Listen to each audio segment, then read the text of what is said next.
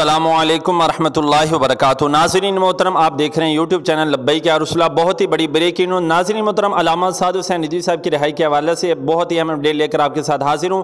آپ کو بتاتا چلا جاؤں کہ مرکز کی طرف سے جو ہے وہ ایک بہت ہی بڑا کافرہ اور کارکنانہ کا ایک بہت ہی بڑا جمع غفیر جو ہے وہ کوٹ لکبل جیل کی طرف روانہ ہو چکا ہے۔ جی ہاں ناظرین محترم، اور قیادت جو کر رہے ہیں وہ علامہ اشفاق رضوی صاحب ہیں، اور اسی طرح قبلہ امیر المجاہدین کے استاد محترم جو ہے علامہ عبدالستار سعیدی صاحب، اور علامہ حسن رضا نقشبندی صاحب، اور علامہ احمد شاہ بخاری صاحب، اور دیگر جو عہدیداران ہیں وہ قافلہ کے اندر شریک ہیں۔ ناظرین محترم، بہت ہی بڑی تعداد کے اندر قافلہ پہنچ چکا ہے، اور کچھ ہی دیر کی بات ہے کہ ہمارے جو قائد ہیں وہ ہمارے درمیان ہوں گے۔ جی ہاں ناظرین محترم، وہ بھی مناظر آپ کے ساتھ شیئر کیے جائیں گے۔